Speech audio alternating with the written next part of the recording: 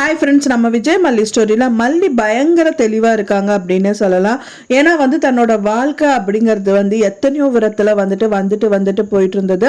ஆனால் அவரே மனசார ஏற்றுக்கிட்ட லைஃப் அப்படிங்கிறது திரும்பவும் நம்ம கைவிட்டு போகணுமா, நமக்கு கிடைச்ச உரிமை கண்டிப்பாக நம்மளுக்காகவே இருக்கணும், எந்த விதத்துலையும் நம்ம கெட்டவங்க அப்படின்னு இருக்கக்கூடாது. ஏன்னா அவங்களோட ரியலான ஃபேஸே நல்லவங்க தான்.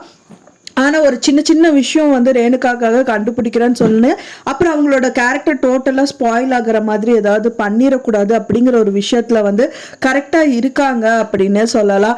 ஏன்னா என்ன ஒரு காரியம் பண்ணாலும் யாருக்குமே சந்தேகம் வராத மாதிரி, அதாவது ரேணுகாக்கே சந்தேகம் வராத மாதிரி தான் பார்த்தீங்கன்னா அவங்கள ஃபோன் வச்சிருக்கிறது. வீட்டில் பூச்சி மருந்து வச்சு அடிக்கிறவங்க, பூச்சி மருந்து துரத்தற்கு மருந்து அடிக்கிறவங்கள வர சொல்லி அது மூலியமா கண்டுபிடிக்கணும்னு நினைச்சாங்க. சோ இதனால எந்த ஒரு டவுட்டும் வராது அப்படிங்கிற விதத்துல ரொம்பவே சாமர்த்தியமா பண்ணிட்டு இருந்தாங்க. அதே மாதிரிதான் இந்த மருந்து விஷயத்திலையும். பட் ஆனா அதுலயும் நம்ம லாக் ஆயிட்டா போச்சு, அவ்வளவுதான் நம்மளோட லைஃப். வாழ்க்கையில ஒரு கிராக் விழுந்தது அப்படின்னா அந்த முழு பானையே உடஞ்சிரும் அப்படிங்கிற மாதிரி தான் ரொம்பவே ஸ்ட்ராங்கா இருக்காங்க.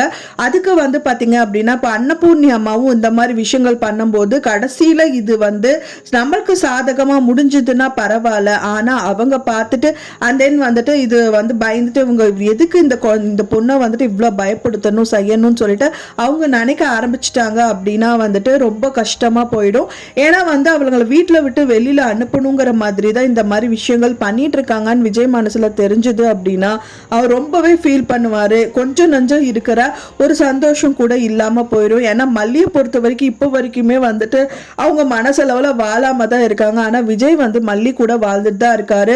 என்ன பாத்தீங்க அப்படின்னா அவங்க கேட்காமையே ஒரு பொருள் வாங்கி கொடுக்கறது செய்யறதுங்கிறதெல்லாம் விஜய் பண்ணிட்டு தான் இருக்காரு. மல்லிப்பூ அப்படிங்கிற ஒரு விஷயம் விஜய் கேட்காமையே மல்லி கேட்காமையே விஜய் வாங்கிட்டு கொடுக்கறாரு.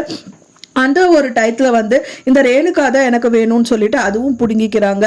அதே மாதிரி சாரி ரேணுகா தான் கேட்கறாங்க, ரேணுகான சுடர். ஆனா அவங்களுக்கு சாரி வாங்கி கொடுத்தாலும் மனப்பூர்வமா வாங்கிட்டு கொடுக்கறதுன்னு பாத்தீங்கன்னா மல்லிக்கு தான் வாங்கிட்டு கொடுத்துருக்காங்க.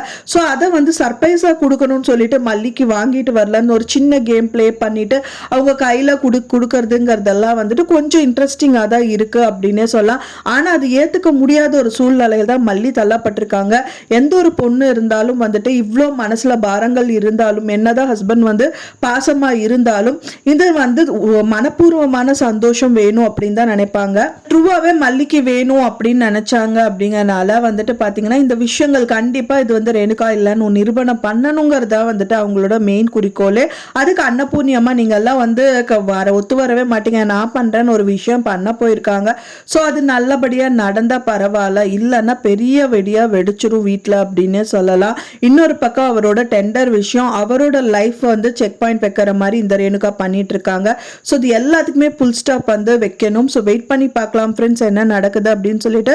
நீங்க என்ன நினைக்கிறீங்க அப்படின்னு சொல்லிட்டு உங்களோட கருத்துக்களை மறக்காம எனக்கு கமெண்ட்ல ஷேர் பண்ணுங்க.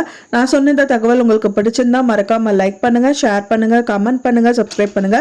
மேலும் இன்னொரு மல்லி சீரியல் அப்டேட்டோட நெக்ஸ்ட் மீட் பண்றேன். தேங்க்ஸ் ஃபார் வாட்சிங் மை டியர் ஃப்ரெண்ட்ஸ். நெக்ஸ்ட் வீடியோல பார்க்கலாம்.